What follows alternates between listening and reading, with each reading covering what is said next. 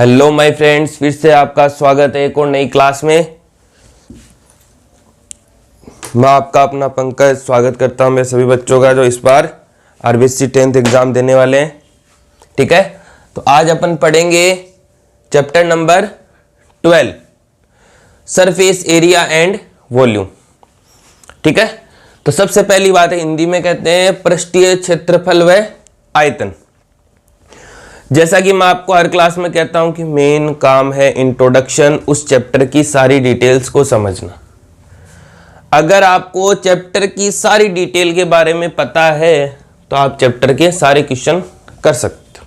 ठीक है, इसमें फिर आपको यह भी बताएंगे कि इस बार इस वाले फॉर्मूले से क्वेश्चन आने वाला है। ठीक है, तो शुरू करते हैं इसका introduction part. First, cube. Hindi में कहते हैं इसको घन। ठीक है, अब घन क्या होता है? घन होता है जिसकी 6 फेस होती है, यानी अपना जो रूम है एक कमरे में वह 1 2 3 4 5 6, 1 2 3 4 5 6, 6 फेस 6 फलकों वाली आकृति को क्या कहते हैं अपन? घन या क्यूब कहते हैं। ये एक 3D आकृति होती है। 3D में अच्छे से दिखती है, हमें 2D में बनानी पड़ेगी। तो मैं भी बना देता हूं एक क्यूब।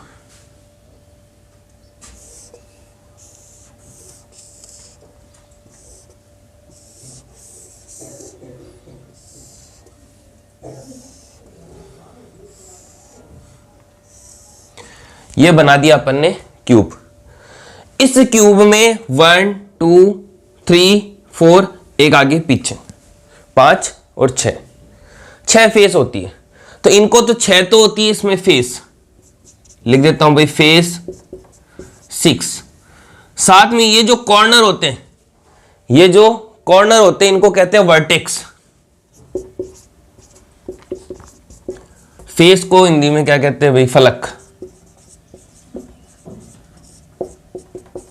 और वर्टेक्स शीर्ष। कितने हो गए भी? काउंट करो, 1 2 3 4 5 6 7 8, 8 वर्टेक्स हो गई।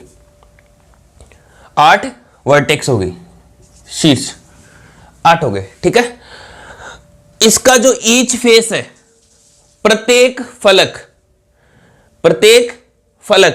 वो कैसा होता है भाई? स्क्वायर के जैसा। ईच फेस, प्रत्येक फलक स्क्वायर वर्ग के जैसा होता है। ठीक है, ईच फेस स्क्वायर के जैसा होता है। ठीक है, अब स्क्वायर के जैसा होता है तो मतलब स्क्वायर के बारे में पता होना चाहिए। स्क्वायर क्या होता है? जिसकी चारों साइड इक्वल होती है। ईच एंगल 90 डिग्री होता है, ये आपको पता है। इसके बारे में इसका पेरीमीटर,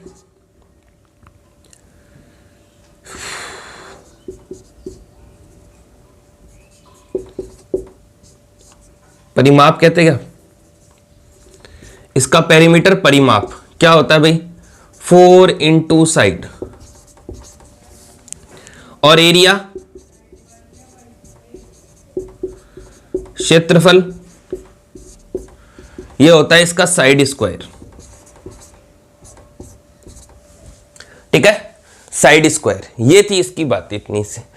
अब इसके आगे अपन बात करें इसका सरफेस एरिया। पहला फॉर्मूला आता है इंपॉर्टेंट, या फिर आप इसको ये भी ध्यान रखिए भाई, ईच फेस स्क्वायर के जैसा होता है ना, तो यहां पर लिख सकते हो आप बेस ऑफ क्यूब।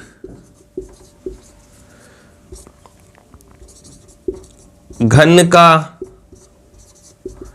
आधार, घन का आधार कैसा होता है भाई? स्क्वायर वर्ग।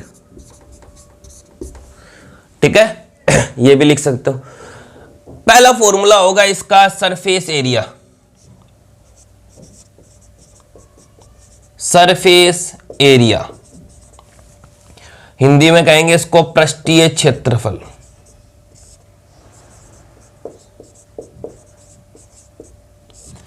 क्या होता है भाई? 6 इंटू ए स्क्वायर, जहां ए क्या होती है? ए होती है क्यूब की साइड, ए होती है क्यूब की साइड, ठीक है। लिख देता हूं यहां पर ए बराबर साइड या फिर भुजा, ठीक है। दूसरा ये तो इसका सरफेस एरिया है। उसके बाद एरिया ऑफ 4 वॉल, 4 फलकों का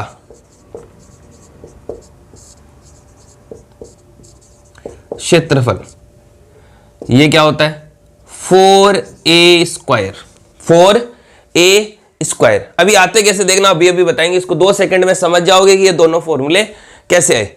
तीसरा वॉल्यूम, आयतन, ये होता है इसका ए क्यूब, ठीक है। तो ये थी क्यूब की सारी इंफॉर्मेशन, घन की बातें, ठीक है। अब बात यह है कि ये 6a स्क्वायर 4a स्क्वायर होता क्या है, 4 वॉल या सरफेस एरिया क्या होता है। सरफेस एरिया तो होता है पूरी की पूरी सारी क्यूब का, ठीक है। और एरिया ऑफ 4 वॉल का मतलब है खाली 6 साइड में से 4 साइड का एरिया आता है, ऊपर और नीचे वाले का वो काउंट नहीं करता, किसी की भी 4 का एरिया निकालता। अभी आता कैसे, ये आता कैसे, आप मुझे ये बताओ, अगर मैं सरफेस एरिया टोटल का निकालूं तो क्या एक फेस इसकी स्क्वायर है, प्रत्येक फलक इसका वर्ग के जैसा है। तो क्या अगर मैं टोटल निकालूं, देखो एक फेस का पता है स्क्वायर, ये भी स्क्वायर, ये भी स्क्वायर, सारी की सारी स्क्वायर है, वो वर्ग है। तो मुझे जितने भी फेस का चाहिए, जितने फलकों का चाहिए, जितने वॉल का चाहिए, उतना निकाल सकता हूं मैं।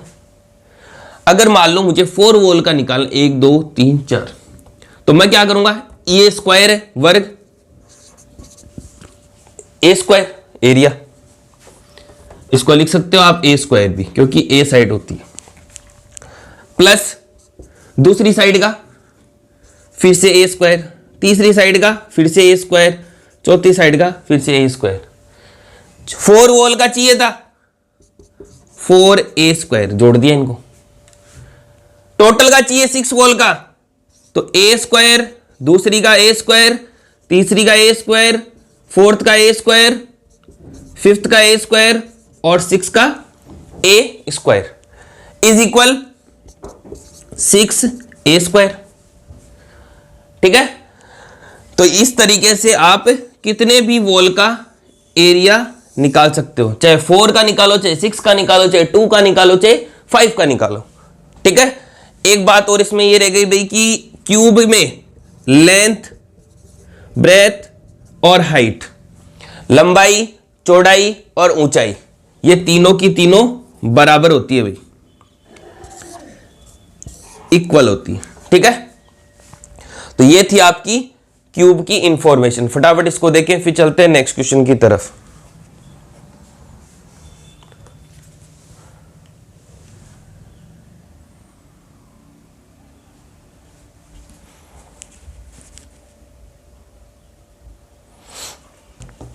तो ये था आपका क्यूब, ठीक है। आई होप सब बच्चों को समझ में आ रहा होगा। मैं पहले भी यही कहता हूं, अगर इंट्रोडक्शन पार्ट अगर आपको अच्छे से आ रहा है, इसका मतलब आपको सब कुछ आ रहा है भाई, ठीक है।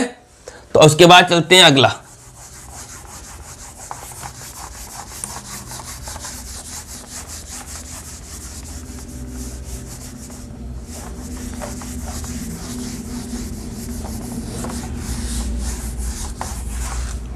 नेक्स्ट,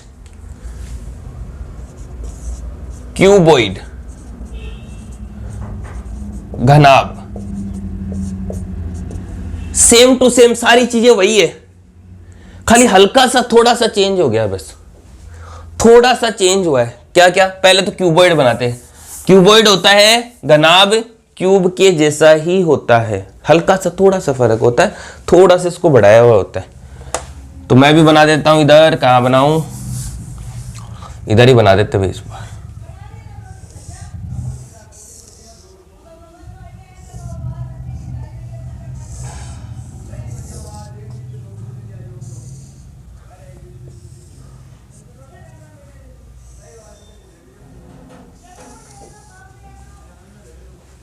ये था अपना क्यूबॉइड। ये थोड़ा सा बड़ा होता है, ठीक है, यानी कि थोड़ा सा उसको फैलाया हुआ होता है, ठीक है। इसमें भी सेम वही 8 वर्टेक्स 6 फेस, सारी की सारी चीजें सेम होती है। अब यहां से समझते हैं। पहला, ईच फेस, प्रत्येक फलक,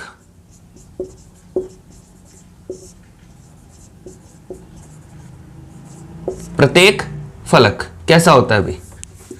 रेक्टेंगल।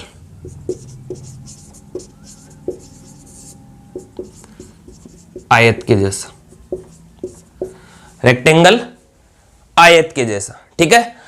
दूसरा, अब आयत या रेक्टेंगल आ गया तो उसका पेरीमीटर और एरिया भी लिखेंगे साथ साथ। पेरीमीटर, परिमाप, पेरीमीटर परिमाप क्या होता है? 2l plus B. एल का मतलब लेंथ, बी का मतलब breadth. Third, area of rectangle बराबर एल इंटू बी। हिंदी में आयत का क्षेत्रफल, आयत का क्षेत्रफल, ये लिख लिया मैंने। उसके बाद fourth, base of rectangle, sorry base of cuboid, rectangle नहीं, बेस ऑफ क्यूबॉइड।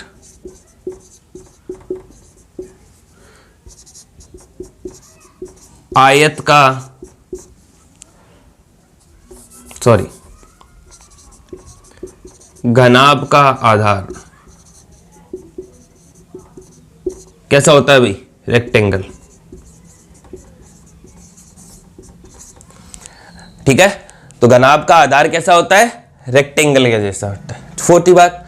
उसके बाद नंबर 5, L is not equal to B not equal to H, कि क्यूबॉइड में L, B, H सेम नहीं होता है, अलग अलग होता है। यानी किसी भी क्वेश्चन में अगर L, B, H की वैल्यू अलग अलग दे रखी है, इसका मतलब वो क्यूबॉइड है। ये भी समझ जाना आप, ये आप बस इतना याद रखो, किसी भी क्वेश्चन में अगर L, B, H उसने दे दिया ना क्वेश्चन में गिवन, या 3 डिफरेंट वैल्यू दे दी, मतलब वो क्यूबॉइड की बात कर रहा है। क्वेश्चन में गिवन नहीं है तो भी, ठीक है। उसके बाद रेक्टेंगल हो गया, ये लिख दिया। अब लिखते हैं इसका सरफेस एरिया। सरफेस एरिया, पृष्ठीय क्षेत्रफल, पृष्ठीय क्षेत्रफल क्या होता है अभी? 2LB प्लस का BH प्लस का HL, ठीक है। दो के बीच में कोई साइन नहीं है तो इसका मतलब वो मल्टीप्लाई में। L का मतलब लेंथ, B का मतलब ब्रेथ और H का मतलब हाइट। L मतलब लंबाई, लिख देता हूं भाई, लंबाई, लेंथ। B जो होती है ब्रेथ, चौड़ाई, और H होती है अपनी हाइट, ऊंचाई।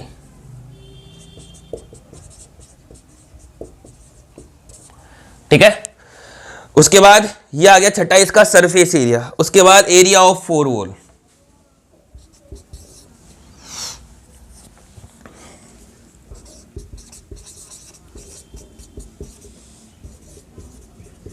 एरिया ऑफ 4 वॉल क्या हो जाएगा भाई? 2L plus b multiply H, 2L plus b multiply H। 4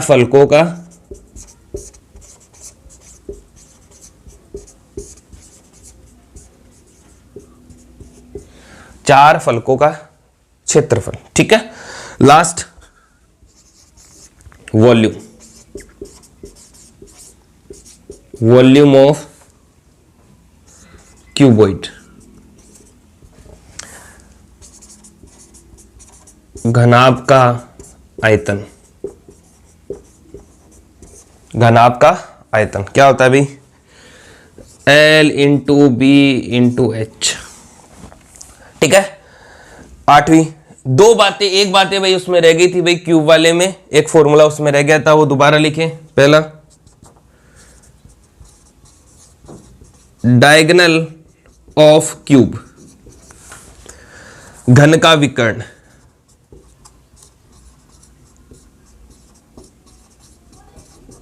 घन का विकर्ण क्या होता है? a√3, a√3। साथ में डायगोनल ऑफ क्यूबॉइड, घनाभ का विकर्ण।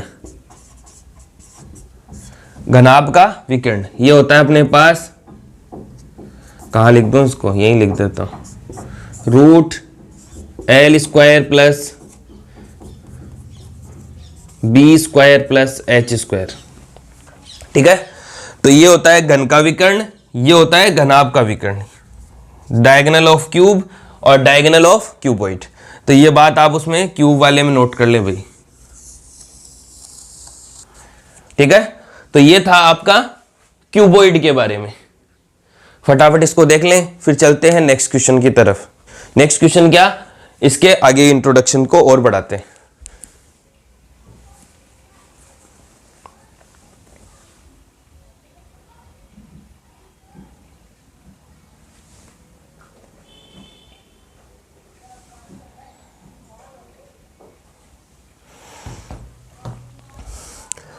फटाफट इसको देख ले। मैं फिर आपको यही कहता हूं कि आप इनको, ये इंट्रोडक्शन पार्ट जो है ये बहुत इंपॉर्टेंट है। अगर आपको ये इंट्रोडक्शन पार्ट का पता है, हर फॉर्मूला याद है, इसका मतलब आपको पूरा चैप्टर आता है और आपको कुछ करने की जरूरत नहीं है। और मैं इस बार गारंटी है, इस बार जितने फॉर्मूले, जितनी बातें, अगर आपको इंट्रोडक्शन पार्ट आता है ना, इसका मतलब आपको आरबीएससी 2026 और सीबीएसई 2026 के पेपर में जो जो क्वेश्चन आने वाले हैं वो सारे के सारे आपको आ जाएंगे, सारे के सारे। लेकिन उसके लिए इंट्रोडक्शन पार्ट अच्छे से समझना पड़ेगा। कोई चीज नहीं समझ में, पहले भी ये कहता था कि अगर आपको कोई क्वेश्चन रिटर्न में चाहिए, आपको नहीं समझ में आ रहा, तो आप वीडियो क्लास के नीचे कमेंट कर दें कि मुझे इस क्वेश्चन में प्रॉब्लम है, उसका रिटर्न सॉल्यूशन आपको मिल जाएगा। ठीक है।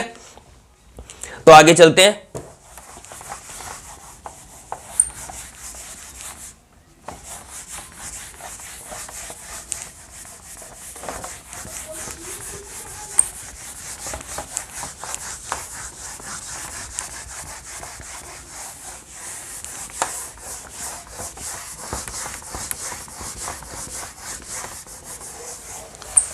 ठीक है। उसके बाद चलते हैं, मैं मिट गया इसको दोबारा लिखे।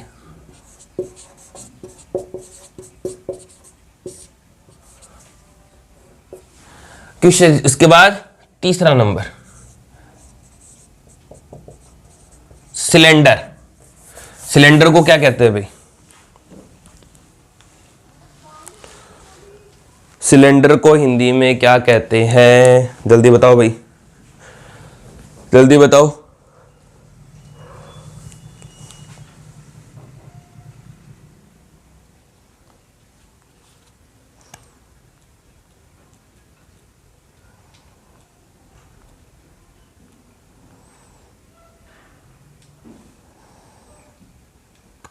अरे सिलेंडर को क्या कहते हैं भाई हिंदी में? हाँ, सिलेंडर को कहते हैं हिंदी में बेलन। सिलेंडर को हिंदी में कहते हैं बेलन। ठीक है। अब बेलन के बारे में समझते हैं, इसकी बहुत चीजें हैं। ठीक है। सिलेंडर पहले तो बनाते हैं भाई।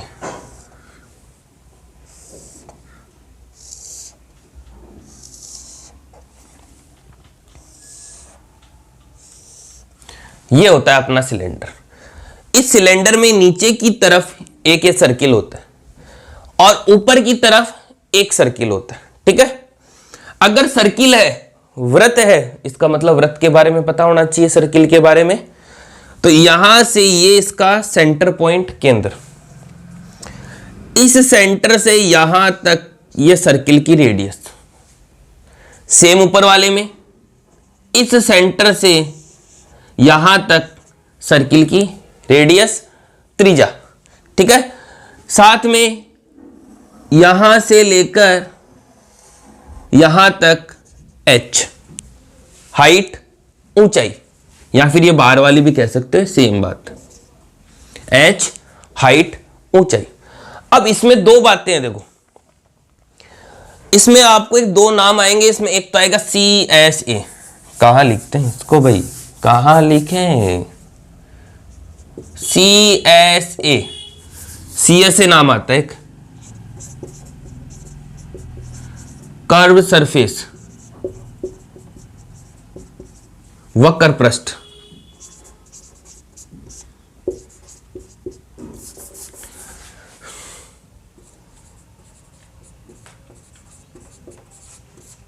वक्र पृष्ठ। दूसरा आएगा इसके अंदर TSA, टोटल सरफेस, ठीक है, कुल पृष्ठ।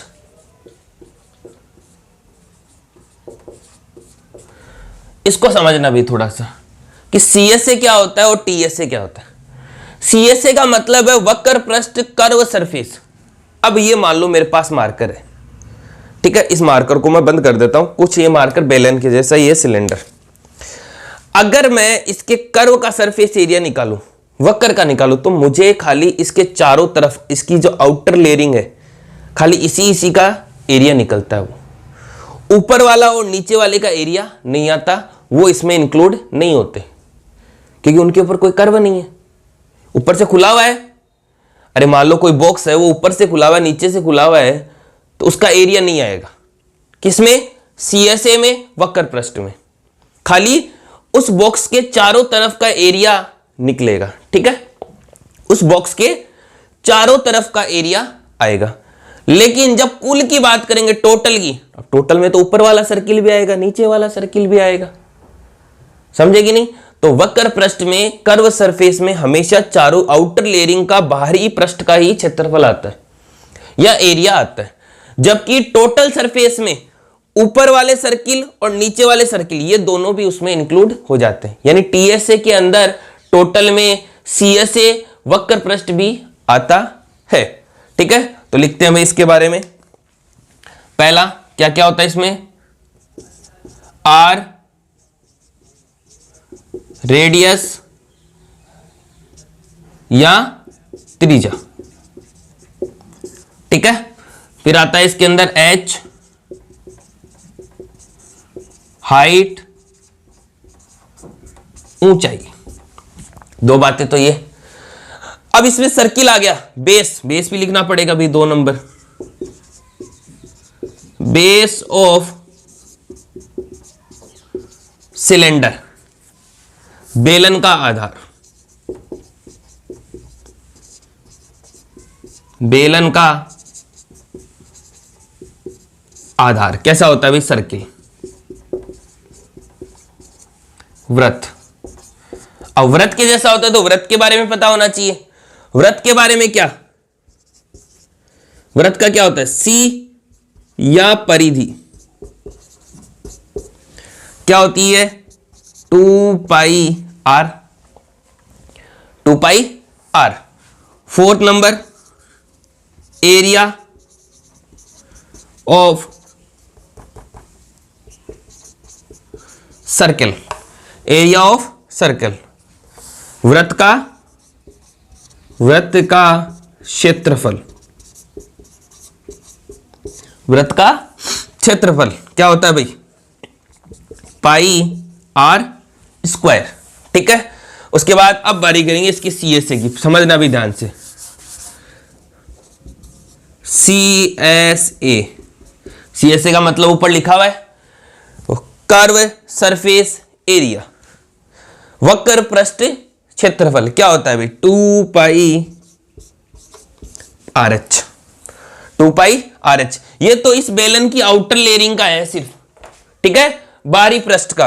अब बात करेंगे इसके TSA की। TSA समझना भी इसका ध्यान से।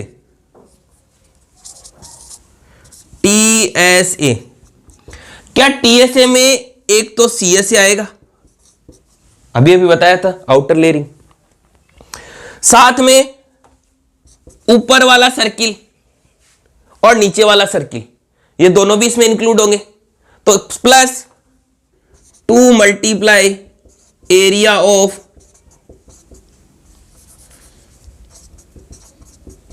सर्किल, मतलब वृत्त का क्षेत्रफल, क्योंकि 2 वृत्त बन रहे हैं इसके अंदर, ये भी लिख देते हैं भाई इधर स्टार डाल के, टोटल सर्किल 2, कुल वृत्त 2, ठीक है। तो क्या CSA में, थोड़ा CSA को उधर लिखते हैं भाई ताकि थोड़ा सा अच्छे से आपको भी समझ में आए, CSA बराबर 2 पाई RH, 2 multiply area of circle, मतलब वृत्त का क्षेत्रफल, वृत्त का क्षेत्रफल, ठीक है। तो यहां से शुरू करें, इसको देखना TSA का फॉर्मूला अपने आप, अगर आपको TSA का फॉर्मूला याद नहीं है, ठीक है, तो आप ये बना भी सकते हो। CSA होता है 2 पाई RH प्लस 2 मल्टीप्लाई वृत्त का क्षेत्रफल area of circle pi R²। इन दोनों में से जो कॉमन आ रहा है उसको कॉमन ले लो, 2 कॉमन आ गया, पाई कॉमन आ गया, R कॉमन आ गया, एक, तो क्या बचा यहां पे H प्लस R। ये होता है TSA का फॉर्मूला। TSA का फॉर्मूला होता है टोटल सरफेस एरिया, कुल पृष्ठीय क्षेत्रफल, ठीक है। उसके बाद 7 नंबर पे वॉल्यूम आयतन, क्या होता है भाई पाई R²H, पाई R²H। तो ये था भाई सिलेंडर या फिर बेलन, सिलेंडर या फिर बेलन। फटाफट इसको देखें, ये इसका आधा इंट्रोडक्शन है, इसका एक पार्ट और रह गया है, वो अपन नेक्स्ट क्लास में करेंगे, ठीक है। उससे और जब नेक्स्ट क्लास आए उससे पहले आप इन सब चीजों को अच्छे से ध्यान कर लें, अच्छे से देख लें, अच्छे से समझ लें, ठीक है। और मैं फिर आपको बार बार यही कहूंगा, फिर बाद में आप रिग्रेट करोगे आगे चल के एग्जाम में कि यार था तो वही सब कुछ, ठीक है। मैं अपने स्कूल में हम कोचिंग में जहां हम पढ़ाते हैं बच्चों को, वहां हम बच्चों से एक ही बात कहते हैं कि आप 2 टाइम में अपने टीचर को याद करते हो। मैं नहीं, किसी भी टीचर की बात है, जो भी टीचर आपको पढ़ाता है ना, जो आपको अच्छा लगता है, उस टीचर को आप हमेशा 2 टाइम स्कूल में यानी एग्जाम में याद करते हो। पहला, या तो आपको पेपर आता है, या तो पेपर आता है, ठीक है, तब आप कैसे याद करोगे कि यार सारी चीजें वही है, खुश हो जाते हो आप कि यार ये तो वही चीजें सारी जो सर ने बताई थी, एक भी क्वेश्चन बाहर नहीं आ रहा है, अब तो मेरे पूरे में से पूरे आएंगे, पहली बात। दूसरी बात, अगर आपको पेपर नहीं आता तब भी याद करोगे यार काश सर ने जो बताया था वो मैंने पढ़ लिया होता, है ना। तो हमेशा याद रखना, आप अपने टीचर को हमेशा याद कर सकते हो। तो आज के लिए बस इतना ही, फिर मिलेंगे आपको नेक्स्ट क्लास में। अगर क्लास अच्छी लगे तो इसको लाइक कर दें, शेयर करें और सब्सक्राइब करना न भूलें भाई। जितना ज़्यादा आप सब्सक्राइब करोगे उतना अच्छा कंटेंट आपके लिए हम लाने की कोशिश करेंगे। मैं अपना इंट्रोडक्शन आपको दूंगा थोड़े दिनों बाद, ठीक है। मैं अपना इंट्रोडक्शन भी दूंगा, फिर आप सोचोगे कि यार ऐसा कैसे हो सकता है, ठीक है। वो आगे की बात है, कोई बड़ी चीज़ नहीं। तो फिलहाल आप इसको देखें, फिर मिलते हैं आपको नेक्स्ट क्लास में, ठीक है। Thank you.